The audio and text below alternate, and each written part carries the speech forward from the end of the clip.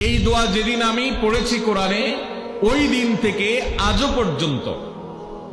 পর্যন্ত আমার মনে হয় না আমার জীবনে 2 মিনিটের কোনো দোয়াও যদি হয়, 1 মিনিটের দোয়াও যদি হয়, মুহূর্তের দোয়াও যদি হয়, আমি এই দোয়াটা কখনো মিস করি বলে, জ্ঞাতসারে মিস করি বলে আমার মনে পড়ে না। ছাত্র জীবন থেকে শুরু করেছি, আজও পড়ে যাচ্ছি। আলহামদুলিল্লাহ, আল্লাহর কাছে শুকরিয়া আদায় করে আপনাদেরকে বলতে পারি এই দোয়ার সুফল আমি নিজের চোখে দেখেছি, আমি নিজে ভোগ করছি।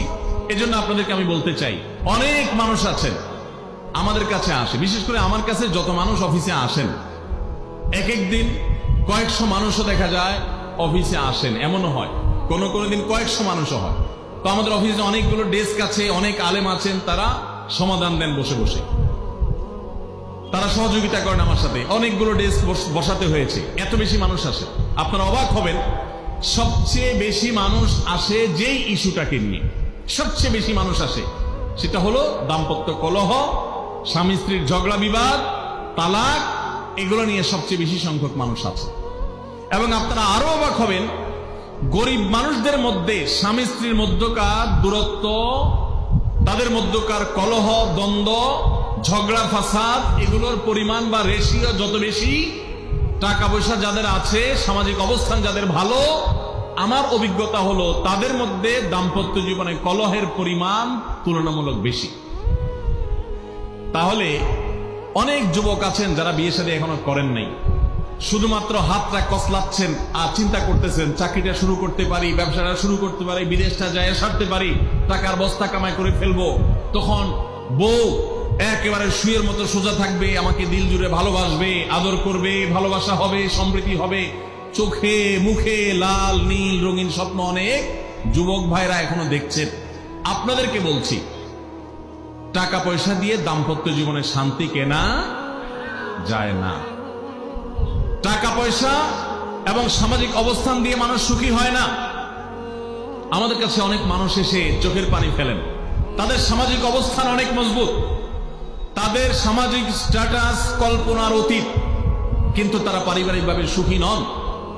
আমানতদারিতার কারণে তাদের প্রাইভেসি রক্ষা করি আমরা, কখনো ইশারাঙ্গিত আমরা তাদের প্রাইভেসি ভঙ্গ হতে পারে সেভাবে বলি না, কিন্তু আমরা রেশিওটা আপনাদের সামনে পেশ করছি এজন্য আপনারা যারা হাত কসলাচ্ছেন, যারা বেকার যুবক আছেন, যারা স্টুডেন্ট আছেন, যারা মনে করছেন যে টাকা পয়সা কামাই করে বস্তা ভরি, তারপরে আমি বিয়ে শাদী করে ফেললে সুখের সাগরে হাবুডুবু খাবো, আমি এরকম দেশ বিদেশ ঘুরতে থাকবো, এই রঙিন স্বপ্ন যারা দেখছেন তাদেরকে বলছি, বিশ্বাস করুন, সুখের সাথে এই টাকা পয়সা এবং সামাজিক অবস্থানের সম্পর্ক আপনি যতটা আছে মনে করেন বাস্তবে ততটা নাই। তাহলে কিসের সম্পর্ক? আসুন আমরা সেই জায়গায় চলে যাই। পুরুষ এবং নারী উভয়ের জন্য সর্বপ্রথম এবং প্রধান করণীয় হলো আল্লাহ তাআলার কাছে অনেক আগে থেকে দোয়া করতে থাকা, দরখাস্ত সাবমিট করা যে আল্লাহ, আমার পরিবার, আমার স্ত্রী, আমার অনাগত সন্তান সন্ততি যারা আসবে আমার বংশে, আমার ঘরে, আমার সংসারে, আমার পরিবারে, আল্লাহ আপনি তাদেরকে নেককার, তাদেরকে মুত্তাকিদের ইমাম এবং তাদেরকে এমন মানুষ বানিয়ে দেন যেন তারা চক্ষু শীতলকারী হয়। আপনাদেরকে একটা দোয়া শিখাতে চাই, অনেকে হয়তো জানেন, সূরা ফুরকানের 74 নম্বর আয়াত। সূরার নাম কি বলেছি? ফুরকান। আয়াত নম্বর কত বলেছি? 74।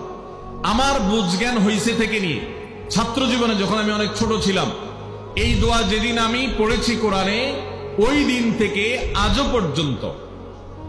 পর্যন্ত আমার মনে হয় না আমার জীবনে 2 মিনিটের কোনো দোয়াও যদি হয়, 1 মিনিটের দোয়াও যদি হয়, মুহূর্তের দোয়াও যদি হয়, আমি এই দোয়াটা কখনো মিস করি বলে, জ্ঞাতসারে মিস করি বলে আমার মনে পড়ে না।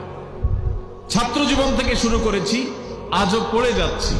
আলহামদুলিল্লাহ, আল্লাহর কাছে শুকরিয়া আদায় করে আপনাদেরকে বলতে পারি এই দোয়ার সুফল আমি নিজের চোখে দেখেছি, আমি নিজে ভোগ করছি। এজন্য আপনাদেরকে আমি বলতে চাই, বিবাহিত হন কিংবা অবিবাহিত হন, আপনার দাম্পত্য জীবনের সুখের জন্য সর্বপ্রথম এবং প্রধান করণীয় হলো এই দোয়া। এর বাইরে আরো সাধারণভাবে আল্লাহ তাআলার কাছে দোয়া করতে থাকা, যেন আল্লাহ তাআলা আপনাকে এমন একজন জীবন সঙ্গী দেন।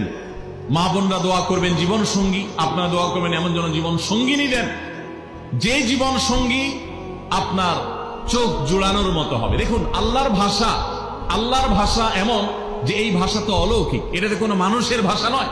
দোয়ার ভাষ্য লক্ষ্য করেন, আল্লাহ শিক্ষার্থী দিচ্ছেন আমাদেরকে, রব্বানা হাবলানা মিন আজওয়াজিনা ওয়া যুররিয়াতিনা কুররাতা আয়ুন, হে আমাদের রব, আমরা আপনার কাছে এমন স্ত্রী চাই, এমন সন্তান চাই, এমন পরিবার চাই, যেই পরিবারের সদস্য আমার স্ত্রী, আমার সন্তানরা আমার নয়ন জুড়াবে, আমার চোখ জুড়াবে, এরকম মানুষ চাই। একটু ভাষাটা লক্ষ্য করুন। আমরা সাধারণত দোয়া করলে কি চাই? আমরা এক একটা দিক চাই। ধরুন আপনার স্ত্রী মাশাআল্লাহ অনেক সুন্দরী, অপূর্ব সুন্দরী, তিনি আল্লাহ তাআলা তাকে অনেক রূপ লাবণ্য দিয়েছেন, কিন্তু তার যদি চরিত্রটা খারাপ হয়, তাহলে এই স্ত্রীকে আপনার নয়ন জুড়াবে, চোখ জুড়াবে, চক্ষু শীতলকারী হবে? আপনার স্ত্রীর চরিত্র ভালো, দেখতে শুনতেও মাশাআল্লাহ সুন্দর, কিন্তু পড়ালেখা নাই, বুদ্ধি শুদ্ধি নাই, একটু বেকুব কিসিমের, তাহলে কি আপনার চোখ জুড়াবে? ভালো লাগবে? আপনার স্ত্রী শিক্ষা দীক্ষাও আছে, জ্ঞান গরিমায় মাশাআল্লাহ তিনি ভালো, রিচ, সমৃদ্ধ, আবার চেহারা সুন্দর, আবার তার মধ্যে তার চরিত্রের সমস্যা নেই, কিন্তু সমস্যা কি? সমস্যা ধরুন তার ভিতরে এমন রোগ আছে, শারীরিক রোগ, যেই রোগের কারণে আপনার জন্য সেটা বড় কঠিন পরিস্থিতির মুখোমুখি হতে হয়। ধরেন দুরারোগ্য কোনো ব্যাধি আছে, মরণ ব্যাধি আছে, এমন কোন রোগ আছে যেটার কারণে আপনাকেও সাফার করতে হয়, তাহলে এই স্ত্রী কি আপনার চোখ জোড়াবে? ঠিক একই কথা স্বামীর ক্ষেত্রে প্রযোজ্য, সন্তানের ক্ষেত্রে প্রযোজ্য। আল্লাহ তাআলা এমন একটা শব্দ শিক্ষা দিয়েছেন, দেখুন, আল্লাহর কাছে চাইতেও জানতে হয়। উল্টাপাল্টা দোয়া করলে দোয়া পূরণ হয়ে যাবে, কবুল হয়ে যাবে, কিন্তু আপনার কাজ হবে না। অনেক যুবক আছে আল্লাহর কাছে দোয়া করে, আল্লাহ বেশি না, $1,05,000 টাকা চাই। কত? $1,05,000। অনেক যুবক লিখে দেয় আমাদেরকে, হুজুর দোয়া করবেন, বেশি না, আমি আল্লাহর কাছে $1,05,000 টাকা চাই। আল্লাহরে টার্গেট দিয়ে দিছে, কত লাগবে? 5 লাখ। কেন? একটা বাইক কিনবে। যুবক মানুষ, রাস্তাঘাটে বাইক ছাড়া চললে ভালো লাগে না, আর একটা ভালো সেট কিনবে, না হলে ফেসবুক স্ট্যাটাস ভালো করে দেওয়া যায় না, ছবি তুলে দেওয়া যায় না। সাইফুল্লাহ ভাই ছবি তুলে দিতে বলছেন না, মাহফিলের ছবি তোলা যায় না। আর কিছু টাকা দিয়ে ছোটখাটো একটা দোকান টোকান কিছু একটা করবে, বিয়ে শাদীর ব্যবস্থা করবে, বাস, বেশি কিছু চাই না। তো আল্লাহ তাআলা 5 লাখ টাকা ধরেন আপনাকে দিয়ে দিল, সাথে একটা রোগও দিয়ে দিল, ওই রোগে খরচ হবে 6 লাখ। তাহলে আপনার এই 5 লাখের কোনো মানে আছে? আপনারা একটা প্রসিদ্ধ ঘটনা অনেকেই শুনেছেন, একটা চুটকি, যে এক যুবক দোয়া করছে, আল্লাহ তোমার কাছে আমি এমন একটা লাইফ চাই, বিশেষ করে বেকার যুবকরা এগুলো বেশি দোয়া করে, আল্লাহ তোমার কাছে এমন একটা লাইফ চাই, বেশি কিছু না, যে লাইফে 2 হাত ভর্তি টাকা থাকবে আর আশপাশে শুধু নারী আর নারী থাকবে, এরকম একটা লাইফ চাই। তো আল্লাহ তাআলা তার দোয়া কবুল করে ফেলছে। দোয়া কি করছেন? কবুল করে ফেলছেন। দোয়া কবুল করছেন কিভাবে?